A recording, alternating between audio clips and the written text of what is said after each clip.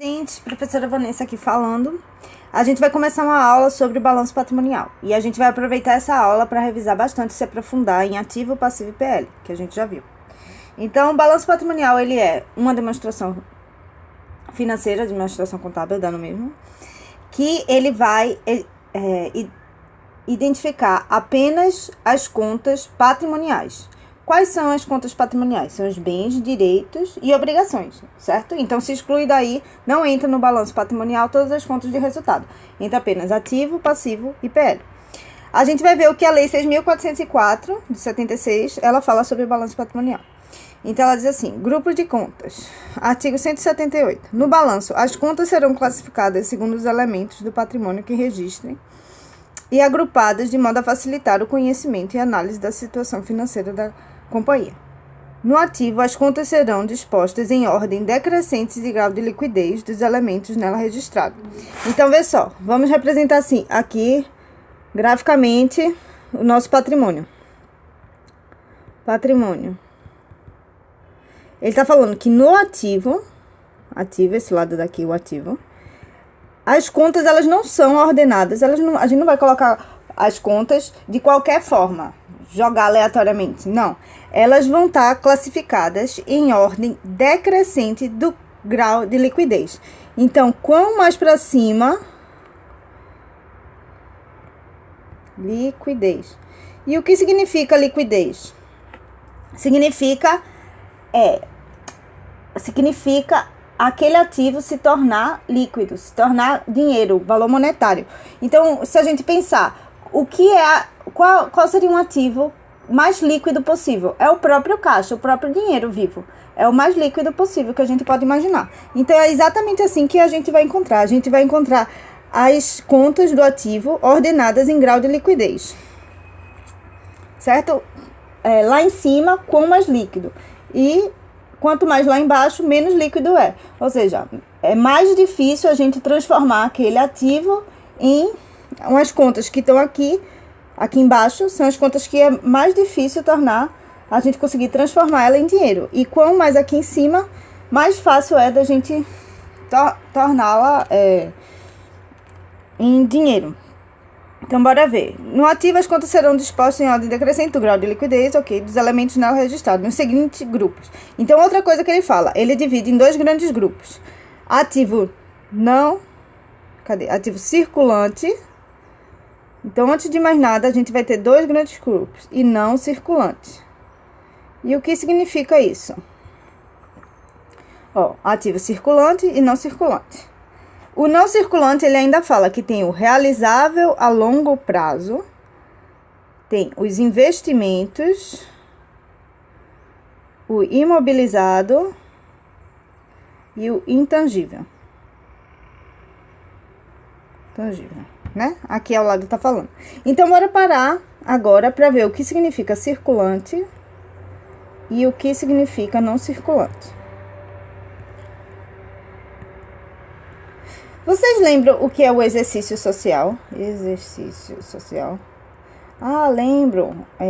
A gente falou na hora de falar quais são quando é que as empresas estão obrigadas a fazer os demonstrativos. Elas são obrigadas ao menos uma vez no final de cada exercício social, certo? Suponha que o exercício social da empresa seja um ano normal e coincide com o nosso ano social.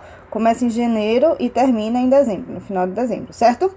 Então, entra no circulante tudo o que for se realizar até o final do exercício subsequente. Então, tudo o que for ser realizado até o final do exercício subsequente, a gente chama de circulante. E tudo que for ser realizado após o exercício subsequente, a gente chama de não circulante. Vamos ver um exemplo aqui para ficar melhor. Então, um exemplo. Se a empresa, vamos ver, a empresa tem um direito, tem um direito, contas a receber. Então, ela vendeu a prazo e tem contas a receber, R$ 2.000 de contas a receber, certo? Esse contas a receber, a gente classificar ele no circulante ou no não circulante vai depender de quando o nosso cliente ficou datado para ele pagar essa conta. Então, suponha que a gente está em agosto, a gente realmente está em agosto de 2017, certo? O nosso final do período vai ser em dezembro de 2017 e o final do exercício subsequente vai ser só dezembro de 2018. Então, se essa contas a receber, ela for paga, ela estiver prevista para ser paga dentro desse prazo daqui, a gente diz que é circulante. Se ela estiver prevista para ser paga após dezembro de 2018, ou seja, após o final do exercício subsequente, a gente diz que é não circulante. Então, aprendemos aí os dois grandes grupos que os ativos são divididos. Que mais fala a lei? Continuar. No passivo, ou seja, do outro lado agora, as contas serão classificadas nos seguintes grupos. Então, da mesma forma, as contas no passivo, elas vão estar classificadas em circulante e não circulante. Certo? E o que é que qual seria a ordem que a gente vai classificar essas contas no passivo? Não é a mais liquidez, é sim de exigibilidade. Por quê? Porque a gente está falando exigibilidade. Não está mais falando de direitos, de bens. A gente está falando de obrigações. Então, quão mais rápido for exigida essa obrigação, ou seja, eu tenho uma conta a pagar para amanhã, então ela tem uma alta exigibilidade, eu tenho que pagar ela imediatamente. Eu tenho uma conta para pagar só daqui a 5 anos, então ela tem uma exigibilidade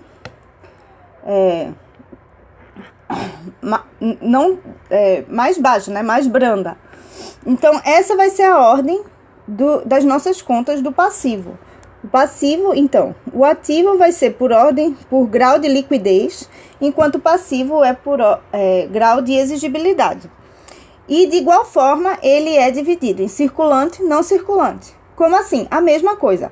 É circulante aquilo que for exigido no passivo, né? No passivo vai ser circulante aquilo que for exigido até o final de que exercício? Do exercício subsequente. Então, até o final do presente exercício, não. Até o final do próximo exercício é circulante. E o que é não circulante? Quando for após o final do exercício subsequente, circulante. Então, de igual forma, se eu tenho uma conta a pagar, certo? Eu tenho uma conta a pagar. Vamos supor que eu tenho uma conta a pagar 36 vezes de R$1.000.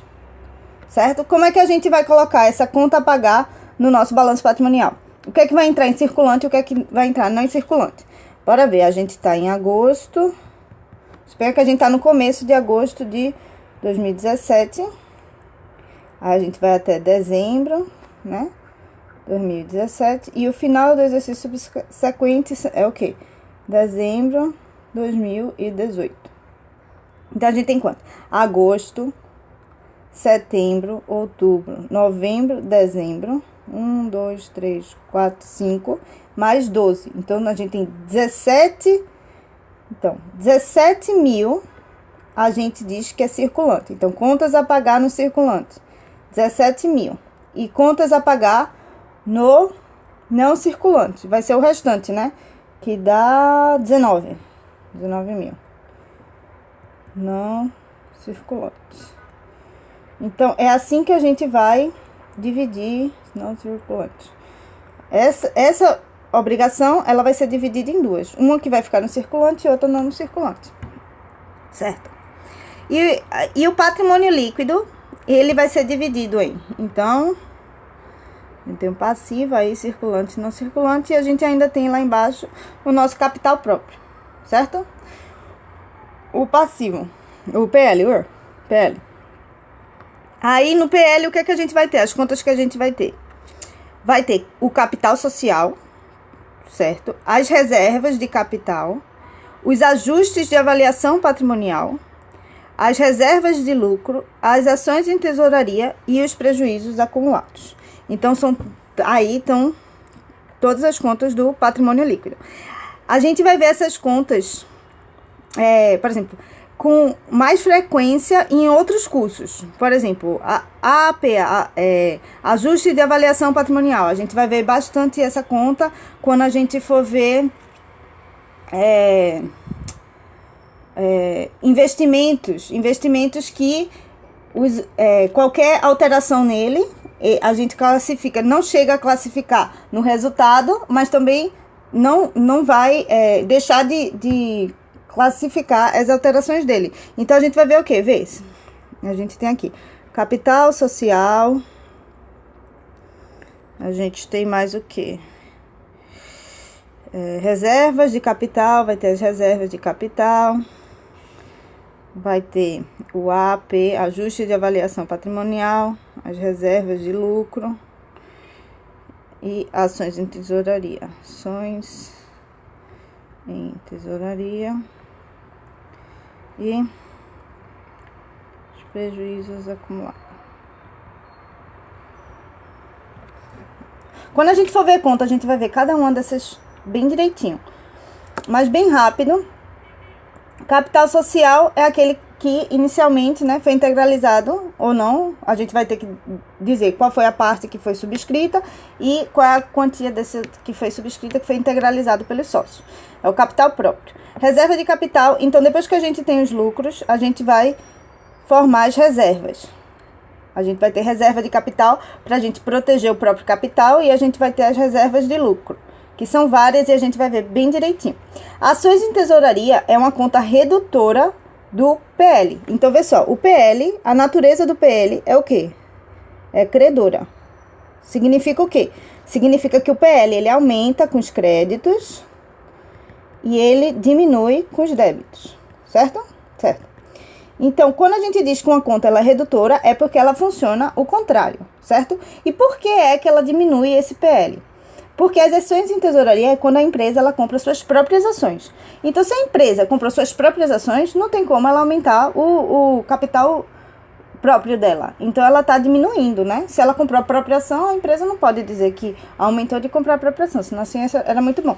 E os prejuízos acumulados, que também aí vem negativo, porque eles são aqueles prejuízos que depois a gente vai tentar compensar com lucros.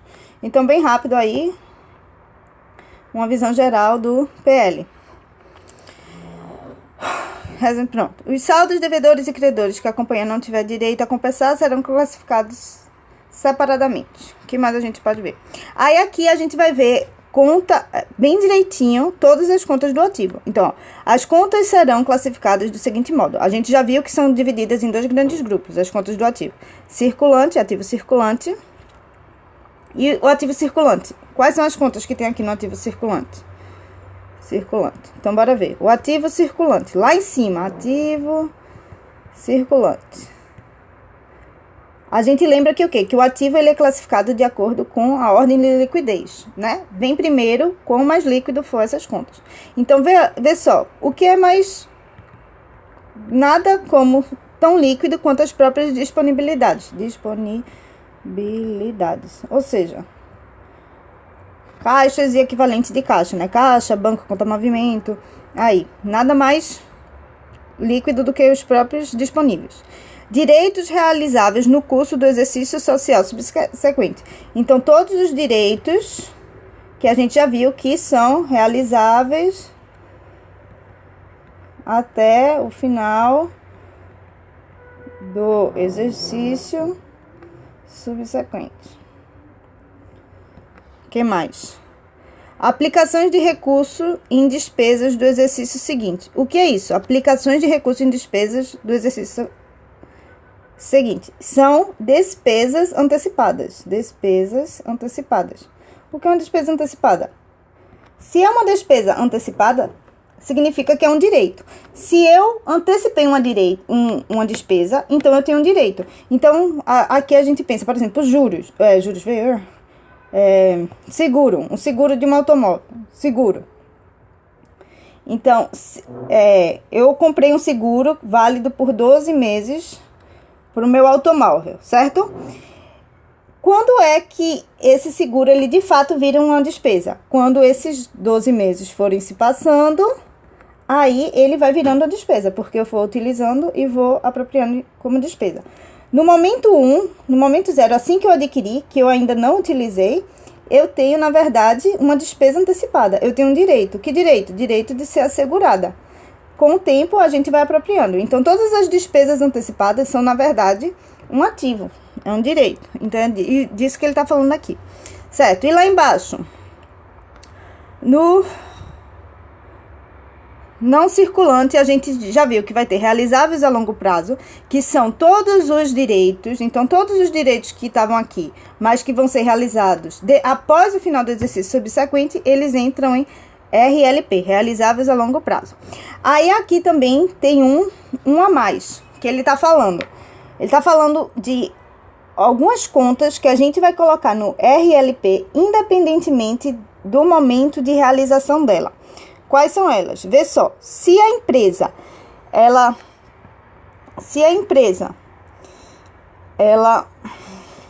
fazer alguma negociação com sócios, coligadas, controladas, diretores, com alguma pessoa que faça parte da própria empresa, e essa negociação envolver